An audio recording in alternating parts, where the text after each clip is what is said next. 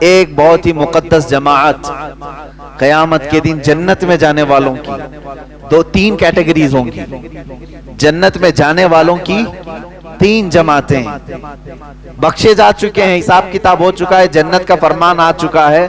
ایک جماعت ایسی ہوگی، اللہ تعالیٰ ان سے فرماتا ہے اے میرے بندو تم پر جنت ہو گئی، تمہیں جنت میں بھیجا جا رہا ہے، تم عبادتوں میں پورے کمپلیٹ تھے، بتاؤ کیوں عبادت کرتے تھے، جنت تک کیسے پہنچ گئے؟ وہ کہتے ہیں اے اللہ ہمیں جنت کی نعمتیں جب سے ہم نے سنا تھا بڑا لگاؤ تھا کہ اس جنت میں جائیں. یہ بھی مومن کی شان ہے، جنت میں جانے کی خواہش رکھنا چاہیے.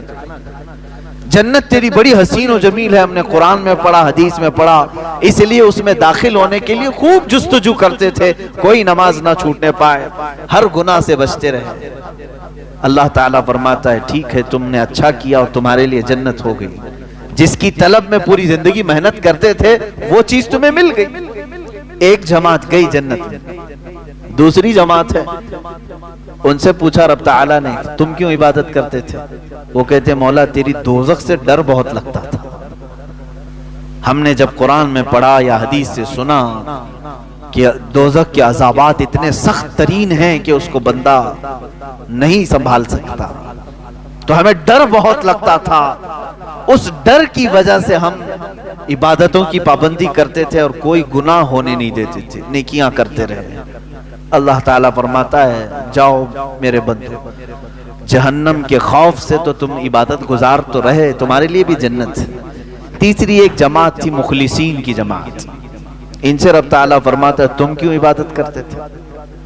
تمہارے لیے بھی جنت کا پروانہ آج سنا دیا گیا ہے، تم کیوں عبادت کرتے تھے؟ وہ کہتے ہیں اے مولا ہمیں نہ جنت کی خواہش تھی اور نہ ہمیں دوزخ کے متعلق کوئی فکر تھی، ہم تو صرف اس لیے عبادت کرتے تھے کہ تو ہم سے راضی ہو جا، ہم تجھ کو چاہتے تھے، تیرا فرمان تھا اور ہم اس پر عمل کرتے تھے، بس ہم جنت کی طلب میں یا دوزخ کے خوف سے نہیں، اے اللہ ہم خالص تیرے لیے کرتے تھے. رب تعالیٰ فرماتا ہے کہ اے بندو میں تم سے راضی ہو گیا، جاؤ جنت میں. لیکن وہ جنت میں نہیں جا رہے ہوں گے.